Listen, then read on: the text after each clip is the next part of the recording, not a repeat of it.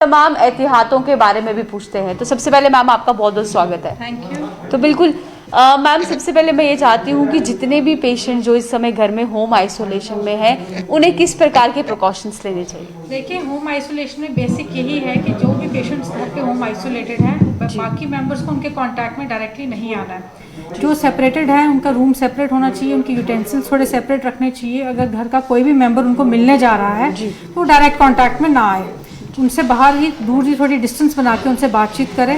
और बाकी जो पेशेंट जो आइसोलेटेड है, इन केस उनको कभी बाहर आना है, मास्क का प्रयोग करें वो, और सैनिटाइजिंग प्रॉपरली करके आए वो। एंड आइसोलेशन पीरियड उनको मिनिमम 10 डेज का फॉलो करना है, जिसमें वो अगर सिम्टम्स फ्री हैं, उनको कोई प्रॉब्लम नहीं है, फीवर नहीं है या कोई दिक्कत किसी तरह की नहीं है, तभी वो बाहर आएँ बाकी के कांटेक्ट में। और उसके बाद उनको फिर टेस्ट करवाने की भी ज़रूरत नहीं है, अगर वो 10 days of isolation minimum follow कर ले।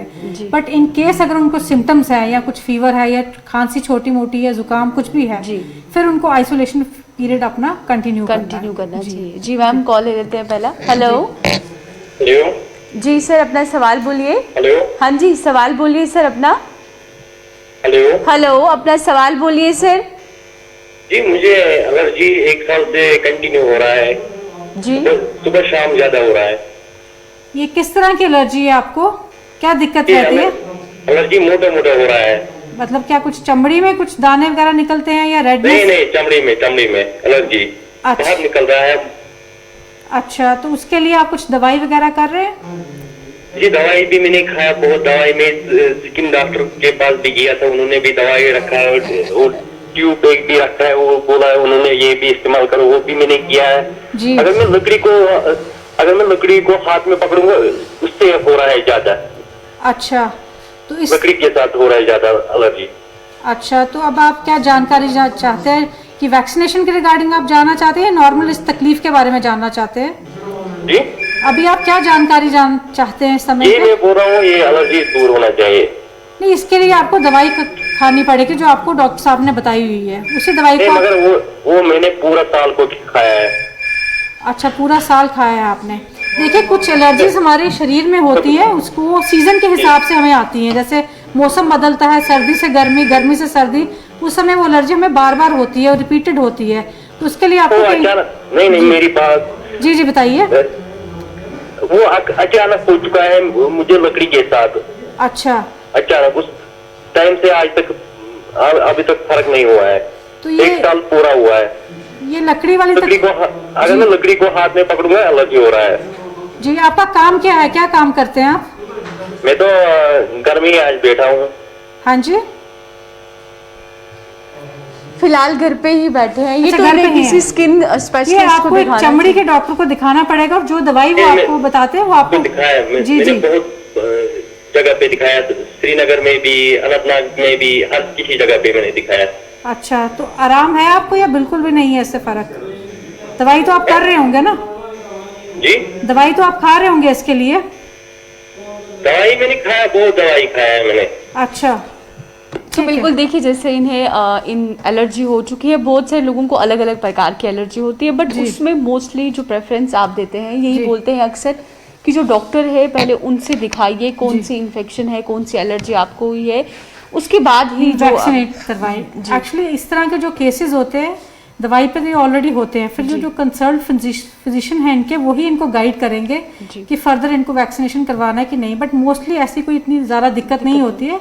हम इनको गाइड करते हैं कि आप वैक्सीनेट करवा लीजिए, क्योंकि वैक्सीनेशन ज़रूरी है बहुत ज़्यादा, तो करवा ही लेनी चाहिए। अनलेस एंड अनटिल कोई बड़ा ज़्यादा वैसा केस हो या वैसी कोई दिक्कत हो जिसमें आपके कंसर्न डॉक्टर या फिजिशियन खुद ही आपको मना करेंगे कि आप अभी वैक्सीनेट ना करवाएं। बिल्कुल बिल्कुल। नेक्स्ट सवाल ले लेते हैं। तो बिल्कुल जिस तरीके से आप बता रही हो, और जब भी ये भी देखने को मिला है जहाँ पर भी वैक्सीनेशन के लिए जाते हैं, वहाँ पर भी वैक्सीनेशन के बाद जो है ऑब्जर्वेशन में उन्हें रखा जाता है कि क्या पेशेंट को कोई सिम्टम तो नहीं आ रहा, कोई रिएक्शन तो नहीं हो रहा है।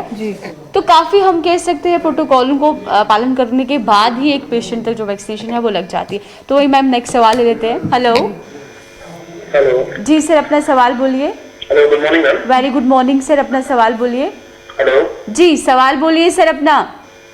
मैडम, मैं कश्मीर से बोल रहा हूँ, मेरा नाम शहजाद है जी। मैम, ये जो ब्लैक फंक्स आज का ये जो नया ट्रेंड है, ब्लैक फंक्स के बारे में मैं जानना चाहता हूँ, ये एक्चुअली है क्या, ये ब्लैक फंक्स?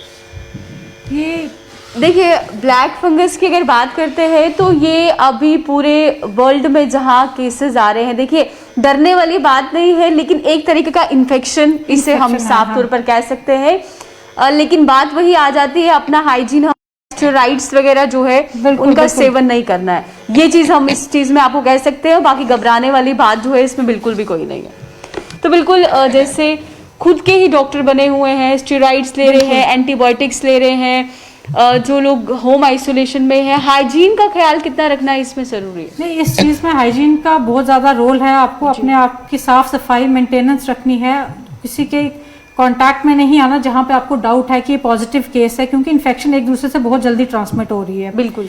तो इस चीज़ का खास ध्यान रखना, अगर आपको कहीं पे आइडिया है कि कोई कोविड पॉजिटिव है तो हमें उसकी तरफ नहीं जाना है। तो इसलिए इस चीज़ का तो सबसे पहले प्रिकॉशन हमने लेना। बाकी हाइजीन मेंटेनेंस तो है ही, इसमें सैनिटाइजिंग भी है ही, मास्क का प्रयोग करना ही करना। जो लोग नॉर्मली क्या करते हैं, मास्क लगा लेते हैं बट उसको प्रॉपरली यूज नहीं करते हैं, कभी नाक के नीचे होगा, कभी उतार के रखेंगे, साइड पे लगा के रखेंगे, वो सब चीजें नहीं करनी है। बिल्कुल। अब मैम एक बहुत ज़रूरी सवाल मेरा ये है, इस समय ऐसी सिचुएशन बन चुकी है कि घर में मोस्टली जो लोग सिर्फ कोरोना की खबरें देख रहे हैं, छोटे बच्चे भी घरों में हैं। जी जी। क्या एक इम्पॉर्टेंट मैसेज उन्हें देना चाहिए कि घर को आप माहौल किस तरीके का रखें कि बच्चे भी खुश रहे, बुजुर्ग भी हमारे साथ है।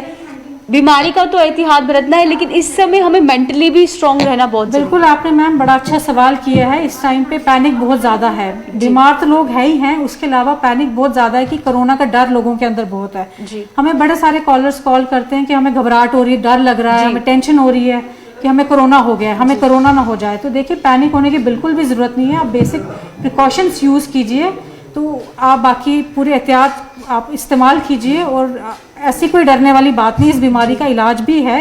लोग इसमें से बीमार होकर ठीक भी हो रहे हैं, ट्रीटमेंट ले रहे हैं, इम्प्रूव कर रहे हैं, काफ़ी लोगों को रिकवरी भी हो रही है। बाकी हाँ, अगर आपको कुछ परेशानी है, दिक्कत है, घर में पैनिक का माहौल ज़्यादा है, कुछ घबराहट है या एंजाइटी इश्यूज हो रहे हैं, तो उसके लिए हमारे पास डॉक्टर्स की टीम्स हैं, साइकेट्रिस्ट हैं, काउंसलर्स हैं, श्रीनगर में भी हैं, जम्मू में भी हैं। उनके नंबर्स हम आपको प्रोवाइड करेंगे, अगर आप चाहते हैं तो आप उनसे बात कर सकते हैं इसके रिगार्डिंग। बिल्कुल। और हम ये कह सकते हैं कि माहौल को एक अच्छे से लीजिए, क्योंकि पहले ही बाहर इतनी नेगेटिविटी है, बीमारी को लेकर इतनी अफवाहें हैं। अब देखिए, जैसे ब्लैक फंगस की बात कर रहे हैं, उसे भी अब इतना बड़ा चढ़ा के फॉरवर्ड किया है कि लोग कोविड से तो परेशान थे, अब ये बीमारी भी लोगों के नाम पे आ गई है। अगर हम इन सबको छोड़कर ये सोचे कि वैक्सीनेशन करानी है, मास्क पहनना है, तो मुझे नहीं लगता कि ये कोविड या ब्लैक फंगस है किसी का कुछ भी बिगाड़ सकता है। बिल्कुल बिल्कुल बिल्कुल ठीक कह रहे हैं मैम आप।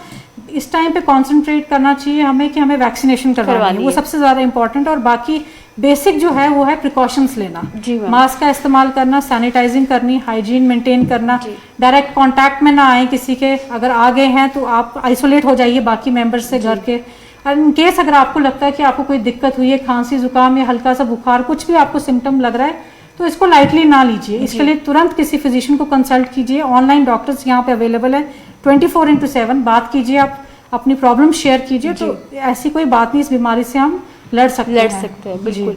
तो लड़ता है, और हम ये भी कह सकते हैं कि अब यही वैक्सीनेशन और ये तमाम जो प्रोटोकॉल्स है, इनको लेकर ही हम इस महामारी से लड़ सकते हैं। तो वही नेक्स्ट सवाल ले लेते हैं। Hello.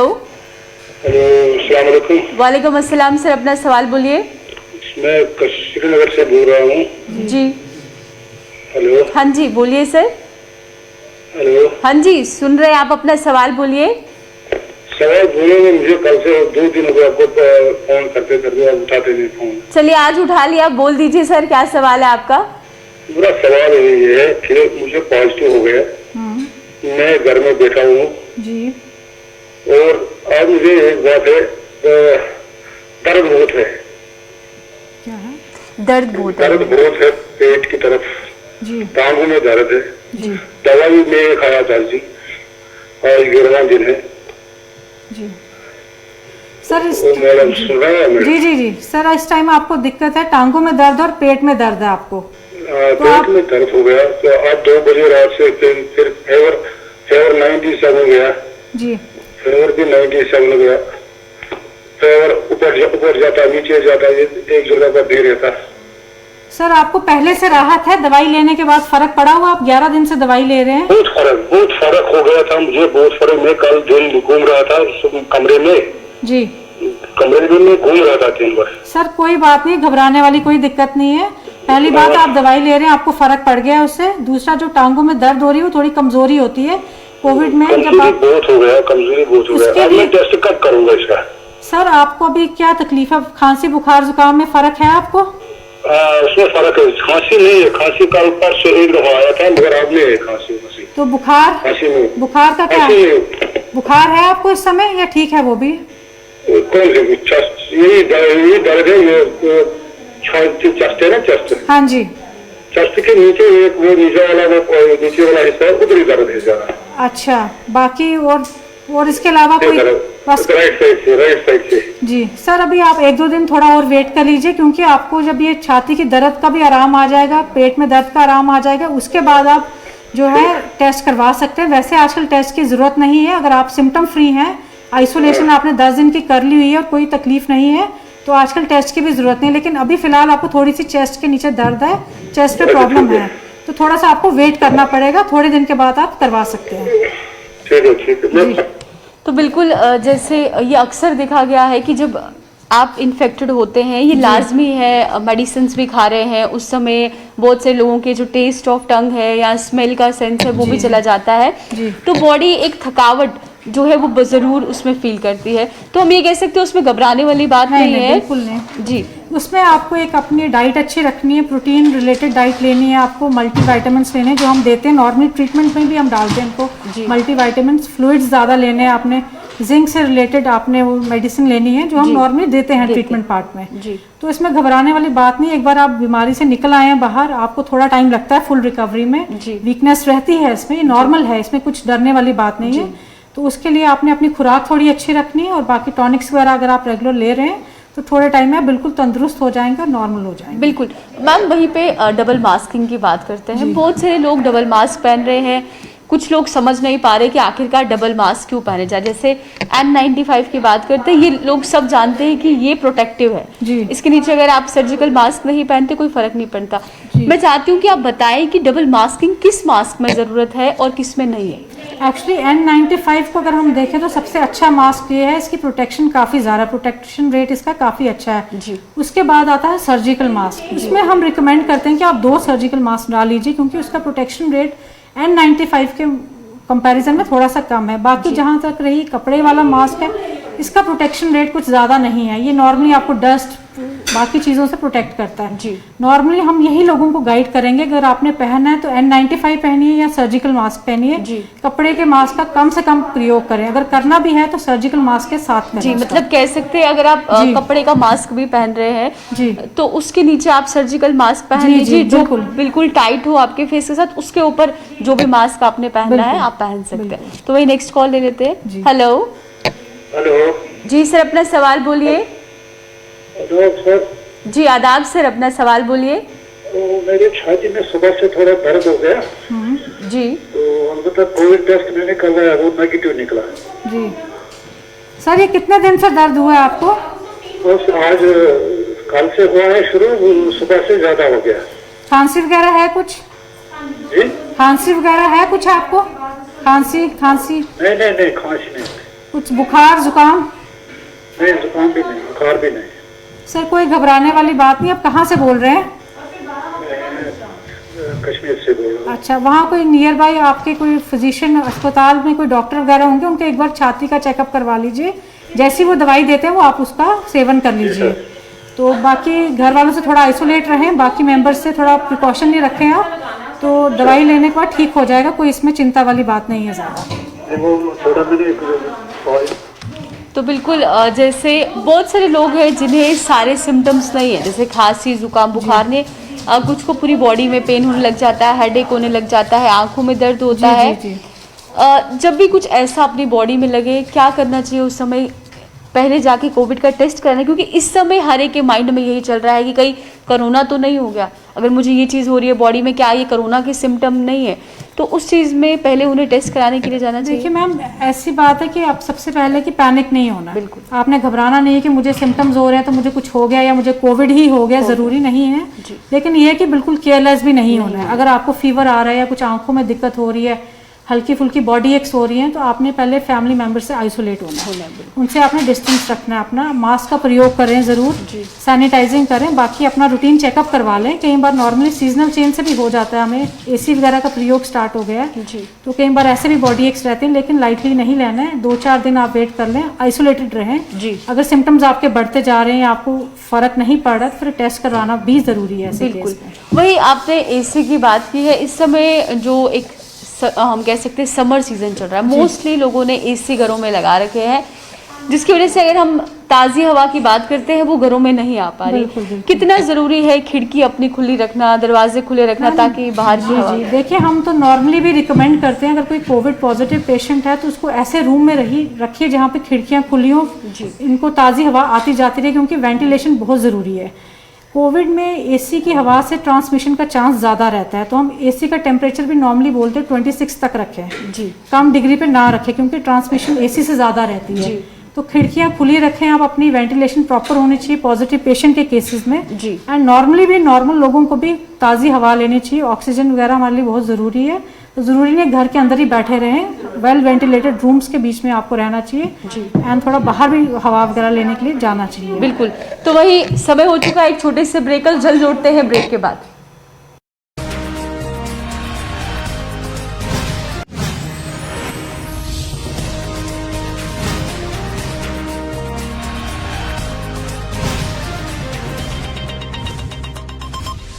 A very good evening to all.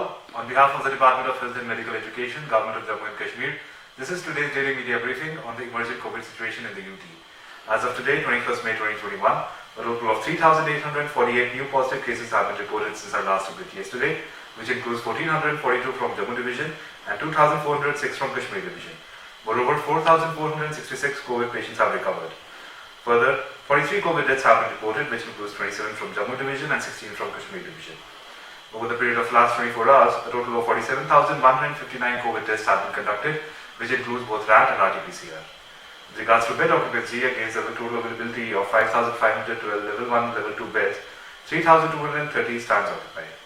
With regards to oxygen availability, over the period of next 24 hours, a total of 1,22,037 cubic meters of oxygen shall be made available. As per the ongoing COVID vaccination drive, a total of 30,952 people were vaccinated today, which brings the total number of people cumulatively vaccinated throughout the UT to 29,12,750. In the 45 years and above age category, 64.16% people have been vaccinated.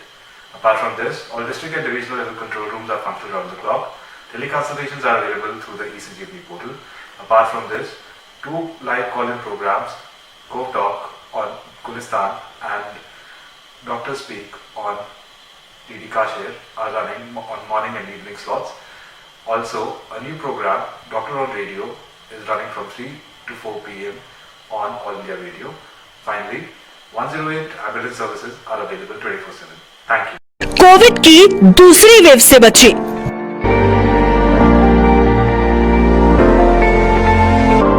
मेहरबानी करके इस बीमारी को समझने की कोशिश कीजिए। ये बीमारी लाइटली मत लीजिए, क्योंकि मैं इस बीमारी का खामियाजा भुगत चुकी हूँ। लास्ट ईयर 2020 28 जुलाई मेरे हस्बैंड इसी बीमारी से एक्सपायर हो गए। इसी बीमारी की वजह से मुझे इतना बड़ा खामियाजा भुगतना पड़ा। लोग इस बीमारी को इतना ज़्यादा लाइटली, ना डिस्टेंस मेंटेन कर रहे हैं और ना मास्क यूज़ कर रहे हैं, और जहाँ पे भी गैदरिंग में मास्क यूज़ नहीं करते हैं। मैं सबसे यही इल्तिजा करती हूँ, सबसे पहले मास्क इस्तेमाल करिए, हैंड वॉश करिए, डिस्टेंस मेंटेन करिए, क्योंकि ये इस बीमारी का कुछ भी पता नहीं चलता है कि ये कहाँ से क्या होता है और इंसान कब कैसे इंसान के साथ क्या होता है, क्या नहीं होता है, और इंसान मरने की कगार तक पहुँचता है। National health mission Jammu Kashmir द्वारा जनहित में जारी। कोविड की दूसरी वेव से बची। हमने कोरोना में एक अपने परिवार का बहुत ही अमूल्य सदस्य खो दिया है, और इस दुख का सामना जो हम कर रहे हैं ऐसा किसी को भी ना करना पड़े। इसलिए मैं गुजारिश करूंगी सब भारतवासियों और जम्मू कश्मीर की जनता से कि सरकार की तरफ से जो भी कोरोना से बचने के नियम बनाए गए हैं उनका पूरी तरह पालन करें, और हमारी तरह अपने परिवार के किसी भी सदस्य को ना खो दें। इसलिए मास्क पहन कर रखें, बार बार हाथ धोएं, सैनिटाइज़र का इस्तेमाल करें, दूरी बनाए रखें, भीड़ भाड़ वाली जगहों पर ना जाएं और बारी आने पर कोविड वैक्सीन ज़रूर लगवाएं। इसलिए जो भी सरकार ने कानून बनाए हैं उनका पालन करें। National health mission Jammu Kashmir द्वारा जनहित में जारी।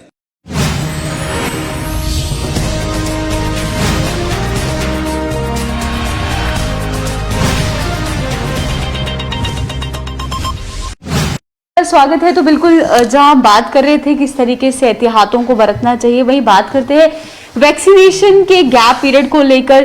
क्या कुछ समय निर्धारित किया गया है, कितने समय का गैप जो है वो लेकर आए हैं, चाहे कोवैक्सीन की बात करते हैं, कोविशील्ड की बात करते हैं? वैक्सीन में मैम देखिए हमारे यहाँ पे 2 ही वैक्सीन है, कोवैक्सीन एंड कोविशील्ड। तो कोवैक्सीन का गैप जो है वो 4 to 6 वीक्स का है एंड कोविशील्ड का अब नई गाइडलाइंस जो आई है हमारे पास उसके अकॉर्डिंग 12 to 16 वीक्स है जी। एंड अब एक नई गाइडलाइन और आई है कि अब लैक्टेटिंग वुमन भी ले सकती हैं ये वैक्सीनेशन। प्रेग्नेंट लेडीज की नहीं है कि जो लोग नहीं ले सकते, प्रेग्नेंट लेडीज और जो कीमोथेरेपी पेशेंट्स हैं, कैंसर पेशेंट्स ऑन कीमोथेरेपी जी, और जहाँ फिर जिनको कोई बड़े ज्यादा सीवियर एलर्जिक रिएक्शंस है वो लोग नहीं ले सकते। अदरवाइज बाकी सब वैक्सीनेशन ले सकते हैं और लेनी चाहिए जी, जल्द से जल्द। जी बिल्कुल, वही सवाल ले लेते हैं ma'am. Hello hello hello ma'am. जी वेरी गुड मॉर्निंग सर, अपना सवाल बोलिए। मैम 5 दिन पहले मेरा टेस्ट पॉजिटिव आया था जी, तो आज 6वां दिन है जी, मैं काफी रिकवर फील कर रहा हूँ जी, तो अभी चेस्ट में थोड़ा प्रॉब्लम है, खांसी थोड़ी बहुत आ रही है जी।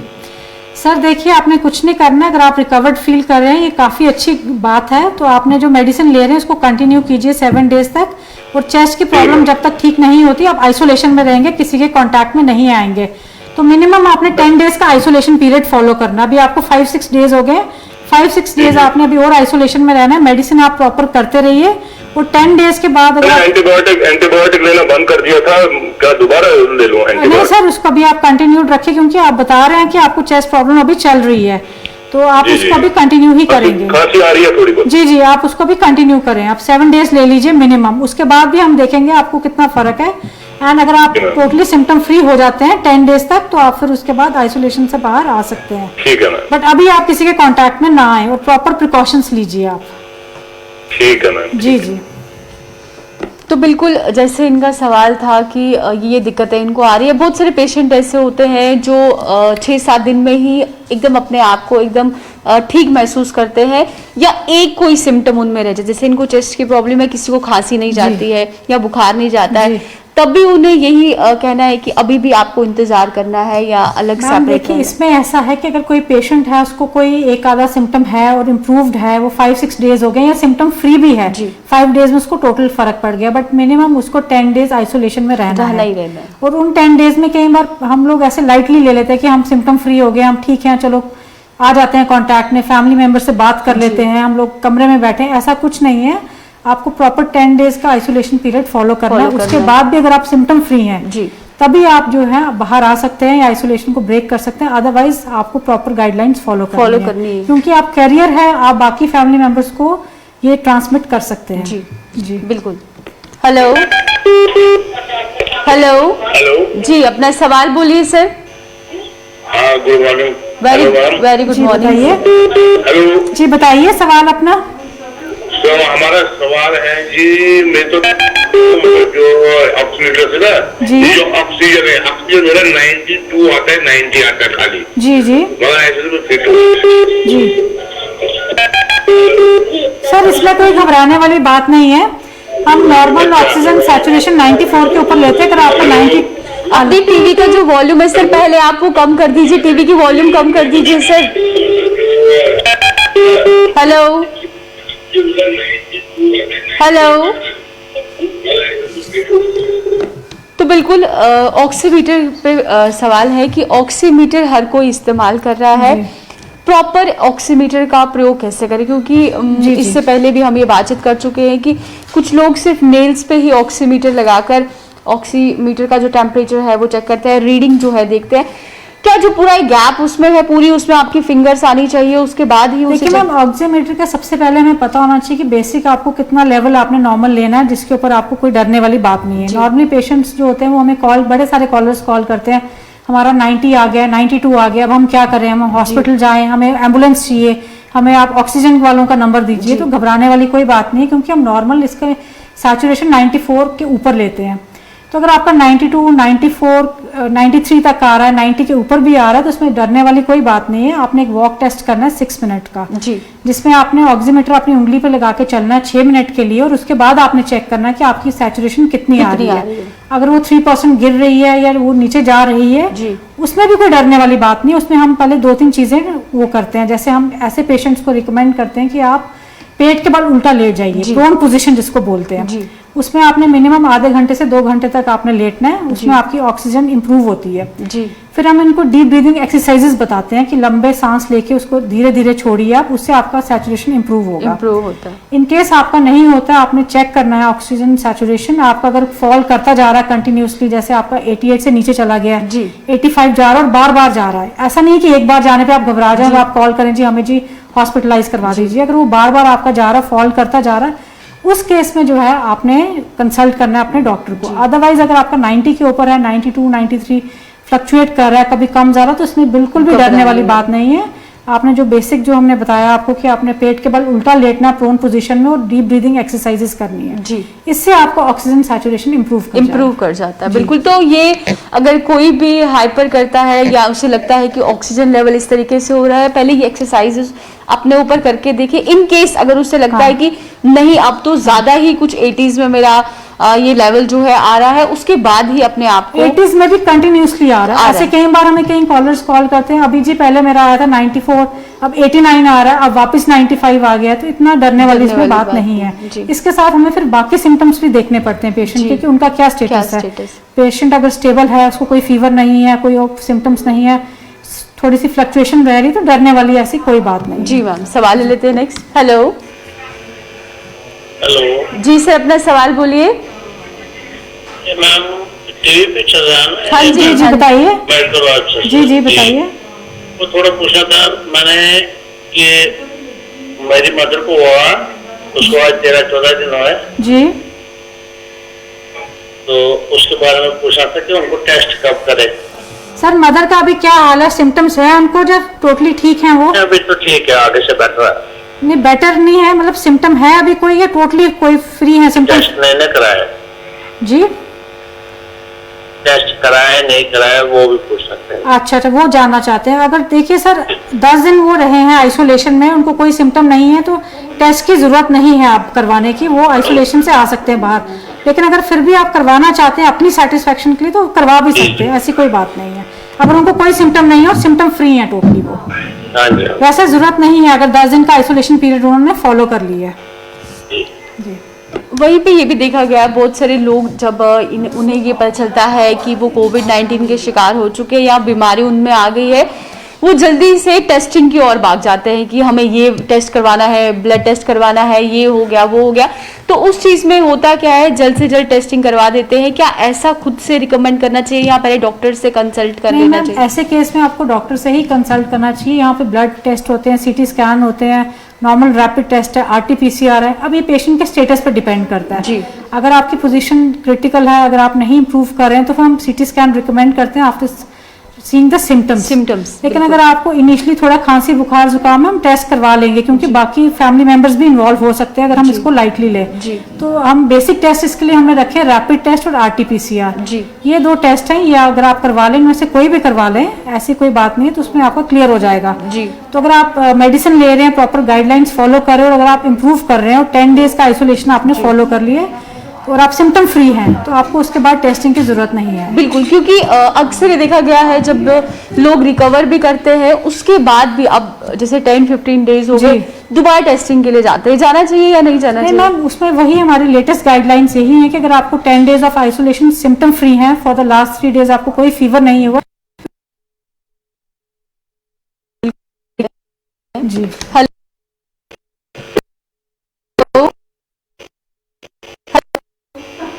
हेलो मैम जी, अपना सवाल बोलिए सर।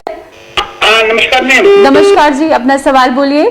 हाँ, मेरा सवाल ये है, अगर पेशेंट को डिसऑर्डर होगा, मतलब अगर उसको चक्कर आते होंगे, क्या उसको ये वैक्सीन लगा सकते हैं? सीजर डिसऑर्डर का होगा, सीजर डिसऑर्डर, लेकिन अंडर कंट्रोल है, वो दवाई लेता है, तो ये वैक्सीन दे सकते हैं? आप देखिए सर, अपने कंसर्न डॉक्टर से एक बार कंसल्ट कर लें, अपने पेशेंट का स्टेटस वो एग्जैक्ट चेक करवा लें, क्या स्टेटस है उसका, उसके बाद ही आप इसके लिए वैक्सीनेशन के लिए जा सकते हैं। Okay ma'am, thank you ma'am. बिल्कुल, जैसे इन्होंने सवाल पूछा और कहा मेडिसिन भी खा रहे हैं, असर मेडिसिन का होता है, दवाई कौन सी आप लेते हैं उसकी जांच पड़ताल कराना बहुत जरूरी एक्चुअली है। जो पेशेंट के अटेंडेंट होते हैं उनका एक अलग व्यू पॉइंट होता है अपने पेशेंट को देखने का, और एक डॉक्टर का अलग व्यू पॉइंट होता है पेशेंट को असेस करने का। हम जो देखते हैं नॉर्मल अटेंडेंट्स को असेस नहीं कर सकते पेशेंट का स्टेटस क्या है, इसलिए अगर किसी भी पेशेंट को कोई तकलीफ है, कोई बीमारी है जिसके लिए वो ऑलरेडी मेडिकेशन है, तो आप कंसर्न फिजिशियन को एक बार चेकअप करवा लें वैक्सीनेशन लेने से पहले। बिल्कुल, वो इम्पोर्टेंट है जी। ये आपका स्टेटस क्या है, क्योंकि डॉक्टर का एक अलग व्यू पॉइंट है पेशेंट को असेस करने का। जी मैम, एक सवाल लीजिए। हेलो हेलो हेलो जी, अपना सवाल बोलिए। डॉक्टर से बात कर रही है? जी बताइए सर। जी बताइए सर। हाँ जी, मैं श्रीनगर। जी बताइए। हाँ, मेरा नाम मोहम्मद यूसुफ है। जी सर। मैं श्रीनगर से बोल रहा हूँ। जी। तो मुझसे डॉक्टर साहब से बात करनी है कि मेरा जो पेट पेकर लगा हुआ है, ब्रोंकाइटिस भी है और डायबिटिक्स भी हूँ मैं। जी। और मैं इनसे पूछता हूँ कि ये पूछते हैं कि क्या मैं इंजेक्शन लगा सकता हूँ ये कोविड का? सर आपकी एज कितनी है? मेरी एज 76। अच्छा ठीक है सर, आपका बिजनेस क्या, आप टोटली फिट है इस टाइम पे, कोई प्रॉब्लम वगैरह तो नहीं है आपको? हाँ जी, इस टाइम पे आप फिट है, ठीक से ठीक है सर। आप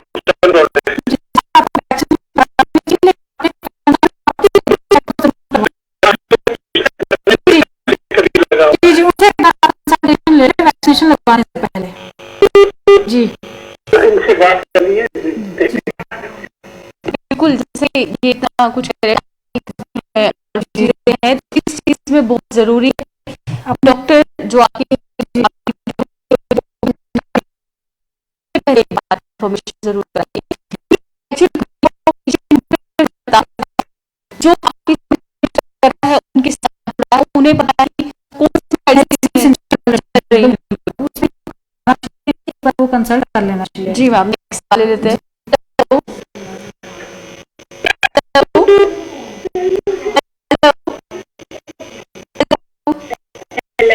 जी सवाल बोलिए।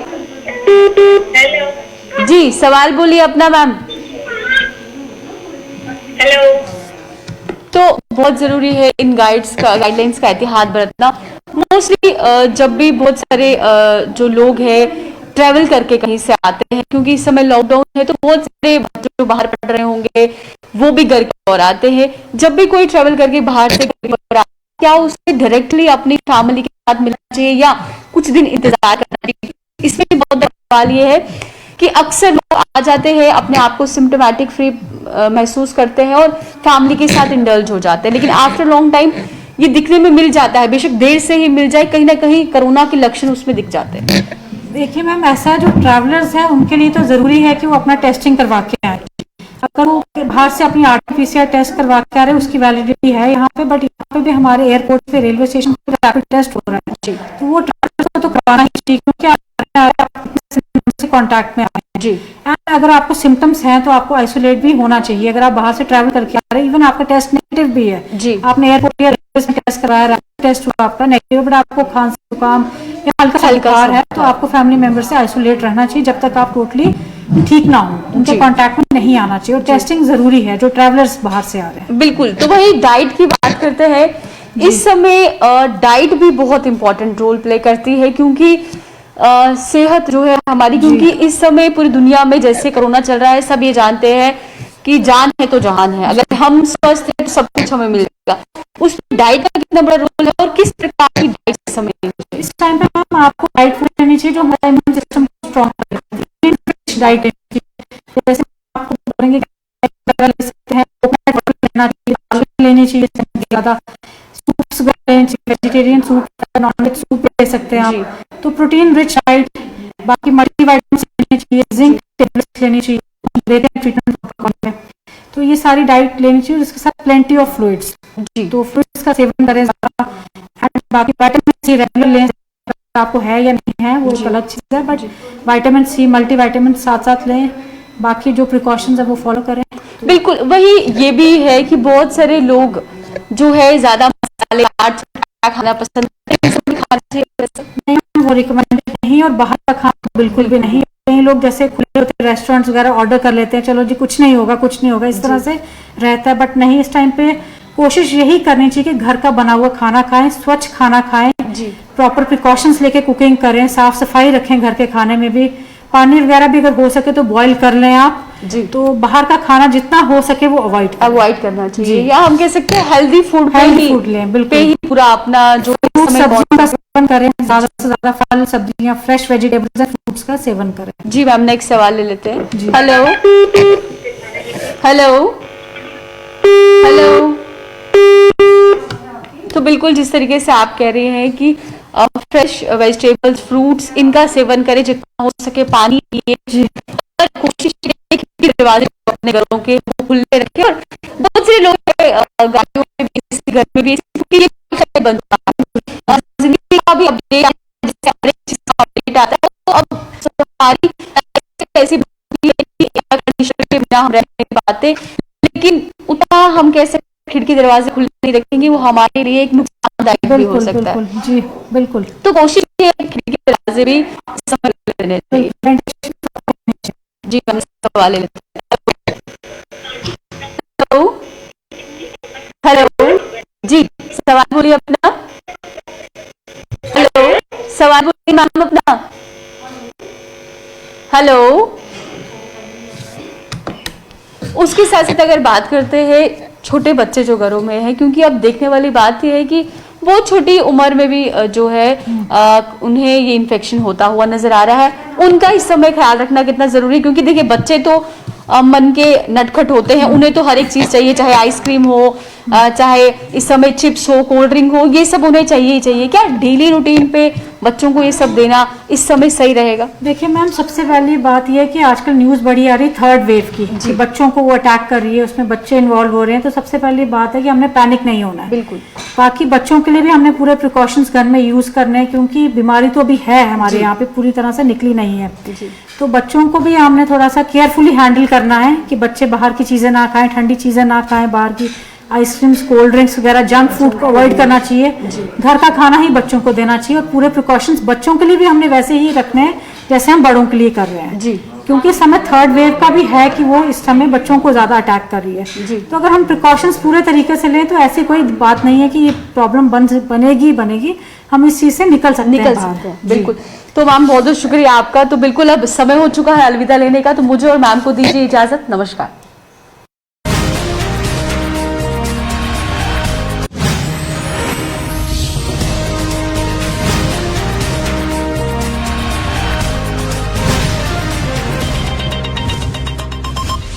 पेश है अमूल